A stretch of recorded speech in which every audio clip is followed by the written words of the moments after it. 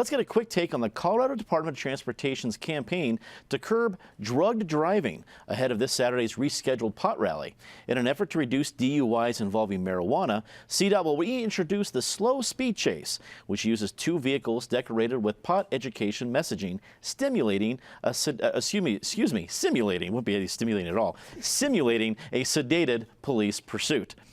Patty Calhoun from Westward, I could appreciate the creativity being used by CDOT here. Do you think it'll be effective? Well, when cars are going slowly enough that you can read the message as they go by because they're so stoned, it's not very impressive. And we know from the OJ case that slow chases are just not that entertaining. That's a very good point. Todd Shepard, editor of Complete Colorado, thank you very much for joining us. Okay. Like I said, I appreciate that CDOT's trying to be creative here, but I don't know if it's not going to have a little bit more backlash because it's maybe a little too creative. Backlash is exactly what I would describe it at. Let me give you a really quick story.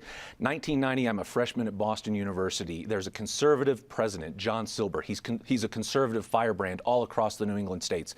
He created a policy that said if you have a guest come stay with you, then only men can stay with men and women can stay with women. And the liberal activists on campus said, oh, look, John Silber finally created a policy that discriminates against heterosexuals and for homosexuals.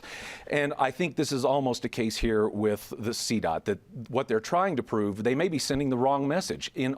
I almost get the sense that if you looked at this real hard and thought about it long enough, the message might be stoned driving, while not okay, please watch me when I say that, while not okay, is not as dangerous as drinking and driving. Mm-hmm. Penn Tate, attorney at QTAC Rock, a longtime state lawmaker. What do you think of this? Is CDOT making, I guess, is there a tempest in a teapot here, pun firmly intended? Yeah, with all due respect to CDOT, this is too cute by half. All they have to say is that DUI includes intoxication or under the influence of marijuana and be done. We don't need slow cars riding around with people walking beside them.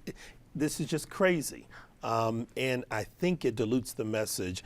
And I think Todd is right. I think it gives the impression that this sort of DUI is better than drinking DUI. And it's too cute and too silly. Rounding out the panel today, Justine Sandoval, community organizer. Thank you very much for joining us. First time on the show. So when you saw this campaign come up, what were your first thoughts? Well, I appreciate CDOT's efforts and what they're trying to do, but I think they're completely missing the demographic they're trying to reach here with this campaign. It's kind of silly. And I think a lot of the education outreach that they're trying to do and the education money should really be spent on training police officers and people who are actually enforcing these laws within the community.